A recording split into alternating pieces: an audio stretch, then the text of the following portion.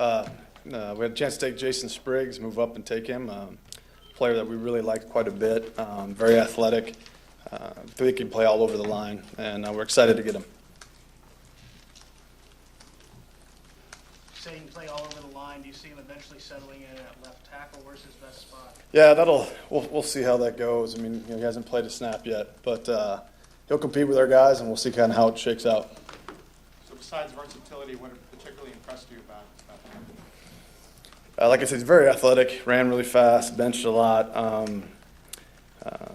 He was down at the Senior Bowl. I thought he handled himself very, very well. We just, it's a good big guy draft, and we were able to add two of them. So I think that was kind of a goal of ours. Hey Brian, was this a guy that you maybe even could have considered at 27? Yeah, I mean, we liked him a lot, so yeah, certainly. Brian, were you trying to move up for a little while to get him, or was the time just right and you struck now? Yeah, I think the time was just right. We field calls, throughout and have conversations up, down, everything, and as it fell, the timing was right. Brian, are you more apt to look at guys who played a couple of positions in college versus a guy who's been in just one spot for 4 years? Is there more value in that to you? Versatility always helps. The more you can do, but I don't think each individual player is different that way. This guy, his athleticism is what stands out more than anything. Does that height lend his skill set more to the outside, though? This guy, like I said, this guy can bend. Certainly you would rather have your tackles, significant height, but I don't think it would prevent him from playing inside. Brian, he started 4 years. Anything you can tell us as far as on film what you saw, the progression from his younger days to later on? Yeah, I think he got stronger. He certainly was able to add weight, but this guy, I want to say he started about 53, 54 games, somewhere in that range, maybe 48. He started all 4 years. I think he missed one game in his career. But yeah, I think he got a little bit stronger. The athleticism was always there. His ability to cover speed on the edge. But I think that the strength thing is what really progressed. In theory, he's got a year to get some seasoning behind your line. What does he need to do during the year to get to where he needs to get to, you think? Well, I think it's like all rookies that come in. They got to learn the playbook. They got to adjust to life in the NFL, the speed of the game. There's a lot to adjust to. So I think he's no different than any other young player coming in. Both the guys we took are pretty young. I think Jason's 21, and obviously Kenny was 20. So they're young players, but they've handled themselves very well throughout their college careers.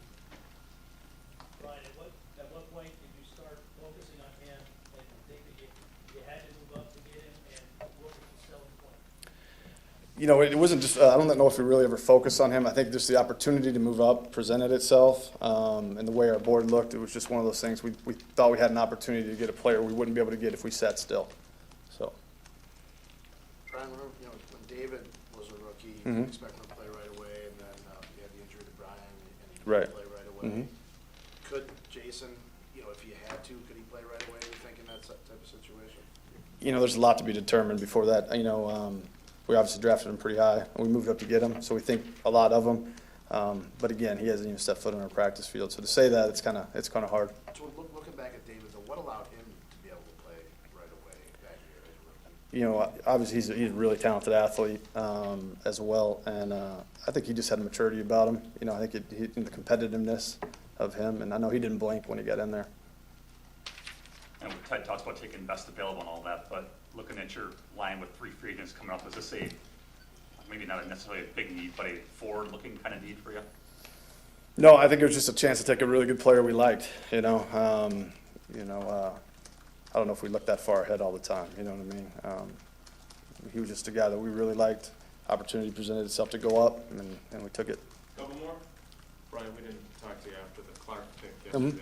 What, from your perspective, do you really like about him, and what are you excited about? I think, he has dominant traits on tape sometimes. His power, his instincts, his ability to feel and fight pressure. He's a playmaker from the inside, which is hard to find, His effort level for a big guy was really impressive. This is no small man either. Now, you see his back. Now, he's a big man.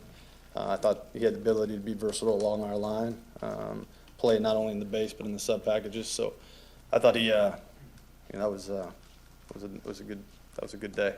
Hey, Brian, how would you evaluate Spriggs as a run blocker? You know what? I thought he got better throughout his career. He's one of those guys that has really good flexibility and balance to sustain and drive. You know, and if you look at his frame, I think, you know, he's about, you know, 305, somewhere in there right now. But he's going to get bigger. He's young. He's got a frame to add some weight. So I thought he was a pretty good run blocker. He has great body angles. But, you know, like all these guys, they're going to have to improve to do that at this level. Is there a particular game or matchup that you saw in college that really jumped out at you and how he rose to the challenge? Yeah, you know, we watched so much tape. I thought he had a lot of good games. I think seeing him live at the Senior Bowl, that was my first time that I saw him live. Was what kind of like, okay, you know, it didn't take long to figure that one out. You know. Brian, you said this is a good big guy draft. Ted said something yesterday about how hard it is to find good big guys. Why is that so hard? I mean, there's obviously lots and lots of big guys who have to play the game. Why is it so hard to find good ones? I think that is the hardest thing to do at any level, football, high school, college football. God just only made so many of them, and only made so many of them that can move. And we're all looking for them, you know, at every level. Good. Thank you. Thanks, Brian. Thank you, guys.